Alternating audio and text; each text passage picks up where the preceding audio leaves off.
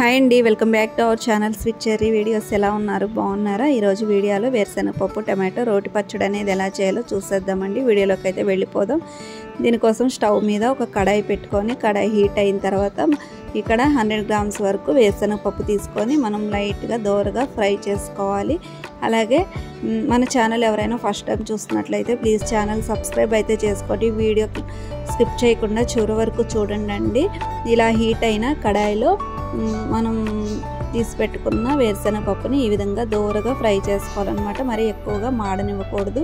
ఇలా ఫ్రై అయిన దాన్ని వేరుశనగపప్పుని వేరొక గిన్నెలోకి ట్రాన్స్ఫర్ చేసుకుందాము. తర్వాత అదే కడాయిలో 2 టేబుల్ స్పూన్స్ వరకు ఆయిల్ వేసుకొని 15-20 పచ్చిమిర్చి మన టేస్ట్కి కారానికి సరిపడా వేసుకొని ఒక పెద్ద స్పూన్ వరకు జీలకర్ర, అలాగే 5-6 వెల్లుల్లి రెబ్బలు కూడా అన్నీ ఫ్రై అయిన తర్వాత పచ్చిమిర్చి కూడా మగ్గిన తర్వాత ఇక్కడ ఒక 5 పండు టమాటాస్ తీసుకొని ఈ విధంగా కట్ చేసుకొని ఆ పచ్చిమిర్చిలోనే మిక్స్ చేసుకోవాలి. అలాగే చిన్న ఉసిరికాయ సైజ్ అంతా చింతపండును కూడా ఇక్కడ ఇందులోనే యాడ్ చేసి కొంచెం ఉప్పును కూడా ఇక్కడ యాడ్ చేసుకోవాలండి.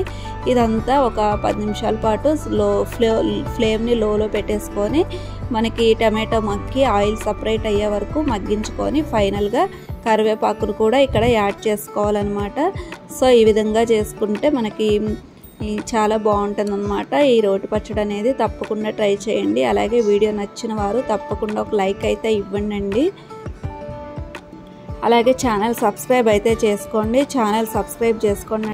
మనకి సబ్స్క్రైబ్ బటన్ క్లిక్ చేస్తే పక్కన బెల్ సింబల్ వస్తుంది. బెల్ సింబల్ని కూడా క్లిక్ చేస్తే ఆల్ ఆప్షన్ వస్తుంది. ఆల్ ఆప్షన్ కూడా క్లిక్ చేశారంటే నేను ఎప్పుడు పెట్టే వీడియో నోటిఫికేషన్ అనేది మీకు వచ్చేస్తుంది అనమాట. ఇప్పుడు నెక్స్ట్ వేరుశనగపప్పు ఫస్ట్ గ్రైండ్ చేసుకొని పలుకుగా అందులో మనం తర్వాత వేయించి పెట్టుకున్న టమాటో పచ్చిమిర్చి మిశ్రమాన్ని కూడా ఈ విధంగా పలుకుగా ఒకసారి పల్సిచ్చి తీసుకోవాలండి. అంతే, చాలా టేస్టీగా ఉంటుంది. అలాగే చాలా సింపుల్ అనమాట. ఇది మనకి రైస్లోకి కానీ టిఫిన్స్లోకి కానీ చాలా బాగుంటుంది. తప్పకుండా ట్రై చేయండి. నచ్చిన వారు లైక్ చేయండి.